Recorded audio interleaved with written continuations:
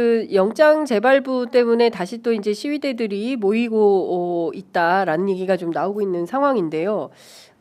중요한 것은 이번에는 실패 없는 작전이 진행이 되어야 하는데 어제 법사위에서 보인 그 오동훈 공수처장의 태도로 보아할 때 2차 집행은 어떻게 될 걸로 전망하십니까? 오동훈 공수처장은 공조본부 내에서 협력해서 반드시 집행하겠다는 의지를 보여줬고, 그리고 1차 집행 때 이제 실패한 이유가 준비해간 차량이 진입이 안 됐고, 그러면 거기에 장기전을 할 수가 없는 상태였던 겁니다. 그리고 화기 같은 거 이런 걸로 무력 충돌이 예상이 됐기 때문에 만에 하나 체포영장 집행의 불법성, 그래서 프레임 전환을 좀 우려했다, 이렇게 답변을 했는데, 사실은 좀 판단 착오 이긴 했지만 현장에서 경호처 직원들을 빨리 체포를 했었어야 됐는데, 그렇게 진압이 돼야 되는데, 그렇지만 그런 프레임 전환 이런 것은 항상 윤석열 측에서 해왔던 거기 때문에 수사의 동력을 약화시킬 수 있고, 그래서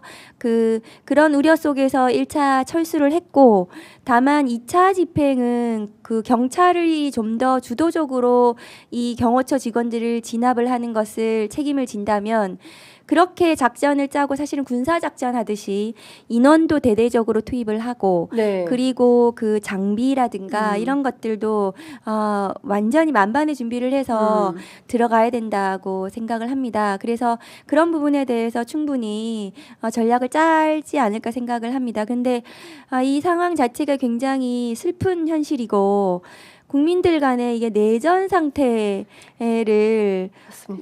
보여주는 사실은 그런 상황 아닙니까? 네. 서로들 총을 가지고 서로 대치하라는 거기 때문에 윤석열 대통령이 정말 사람이라면 이 상태를 빨리 종결시키고 본인이 네. 적법 절차에 응하는 것이 맞다. 마지막으로 전 말씀드립니다. 근데 그 가능성은 없어 보입니다. 뭐 그렇습니다. 어제 천대엽 법원 행정처장도 그 적법하게 절차에 따라서 이루어진 재판 이기 때문에 일단 존중해라라는 메시지를 냈지만, 거기에 응할 것 같으면 오늘 아침에라도 벌써 내가 자진 출두하겠다라고 했을 텐데 그런 메시지는 전혀 없어서 진짜 겁이 많은 분 같아요. 네, 그렇죠. 그리고 네. 누구나 이제 체포 구속에 대해서는 네. 굉장한 그 두려움이 있죠. 네. 그런데 이제 윤석열 대통령은 그동안 이제 검찰총장 시절에도 자기가 무소불위의 권한을 막 남용하고 네. 위법적으로 행사하고 본인이 했던 그 무도함을 생각을 하면 네. 이런 적법한 체포영장 집행에 대해서 저렇게 이제 그 격렬하게 저항을 하면서 무법천지로 만들고 있는 네. 거잖아요. 그렇습니다. 그러니까 정말 끝을 보여주고 있다, 국민들께. 예. 그런 상황입니다. 네. 의원님 말씀 주신 대로 실제로 밀항까지 선택을 한다면 정말 끝판왕이다라는 생각이 들기도 하고요. 그래서 중요한 것은 언제 집행이 될까에 대한 그 촉각이 곤두섭니다.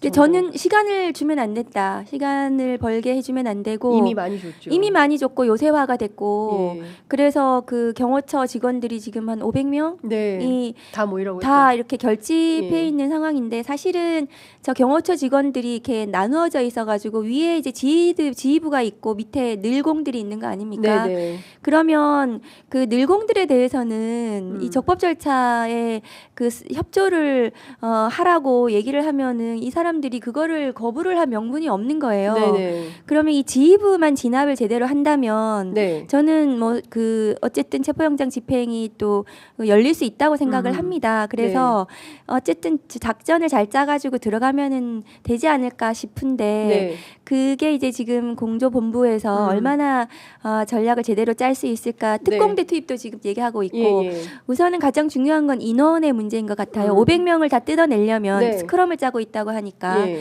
그래서 뜯어내려면 그거보다는 뭐 몇천 명이 들어가야 되는 네네. 거겠죠. 그리고 공수처장이 어제 이제 호소했던 차량 진입이 안 예. 됐다는 거, 그래서 그럼 거기에 버스로 막고 있는 거, 이런 것들은 그 버스를 드러낼 수 있는 네. 그런 장비라든가 이런 것들을 만반의 준비할 거라고 생각해요. 뭐 크레인, 레카 뭐 이런 거 다 동원해가지고 하는데, 어제 의원님께서 공개하신 그 좀 놀라운 총 사진이 하나 있던데, 그거 뭐 자료가 준비가 되면 좀 띄워주시면 좋을 것 같다라는 생각이 좀 드는데요.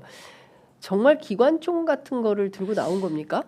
네, 그게 어제 예, 언론에 보도가 음. 됐고 저게 기관총 종류라고 합니다. 네. 그리고 저게 저는 이제 그 이스라엘 그 돌격 소총으로 네. 아는데 정확한 것은 모르겠어요.